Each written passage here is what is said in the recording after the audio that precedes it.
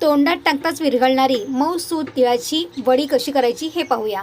तर त्यासाठी इथे मी 1 वाटी सफेद तीळ छान भाजून घ्यायचे आपल्याला। त्यानंतर इथे शेंगदाणेसुद्धा मी 1 वाटी घेतलेले आहे, ते सुद्धा आपल्याला खमंग खरपूस होईपर्यंत भाजून घ्यायचे। दोन्हीही आपल्याला मिक्सरमधून छान जाडसर असं वाटून घ्यायचं, अगदी बारीक करायचं नाही आहे। त्यानंतर ज्या ताटामध्ये आपण वडी सेट करणार आहोत त्यासाठी इथे आपण एक तूप लावून घ्यायचं आहे त्याला। त्यानंतर कढईमध्ये 1 चमचा आपल्याला तूप घालायचं आहे। त्यानंतर गूळ घेतलेला आहे इथे मी 1.5 वाटी गूळ आपल्याला किसून घ्यायचा आहे। गूळ पटकन विरघळण्यासाठी इथे मी 1 चमचा पाणी घातलेलं आहे, म्हणजे गूळ आपला पटकन वितळला जाईल बघा। गुळाचा आपल्याला पाक तयार करून घ्यायचा नाही, फक्त ह्या विरघळून घ्यायचं आहे। त्यानंतर तिळाचं मिश्रण आपल्याला घालून घ्यायचं आहे।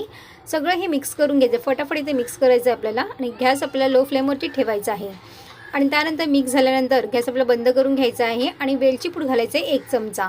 त्याच्यानंतर मी ते सुंठा पावडरसुद्धा घातलेली आहे, अर्धा छोटा चमचा। आवडत असेल तर नक्कीच घाला, छान लागते याच्यामध्ये। आता गॅस बंद करून घ्यायचा आहे आणि वड्या आपल्या सेट करून घ्यायच्या। तुम्ही पाहू शकताय बघा, मस्तपैकी एकदम अशा वड्या आहेत, थापून घेतलेल्या आहेत मी। तुम्हाला बारीक जाड जशा पद्धतीच्या वड्या हवेत ना तसे तुम्ही करून घेऊ शकता। आणि वरून आपल्याला थोडेसे तीळ घालायचे आहेत। 10 ते 15 मिनटं थोडंसं थंड झालं ना की याच्या वड्या पाडून आपल्याला घ्यायच्या आहेत, म्हणजेच आपल्या वड्या ह्या छान अलगद निघतील आहे बघा। तुम्ही पाहू शकता बघा, अशा पद्धतीने या वड्या मी तयार करून घेतलेल्या आहेत। या वड्या खाण्यासाठी एकदम मस्त एकदम मऊसूत लागतात, त्या अशा पद्धतीने ह्या तिळाच्या वड्या नक्की ट्राय करून बघा। आणि व्हिडिओ आवडला असेल तर लाईक, शेअर आणि सबस्क्राईब करा। थँक्यू।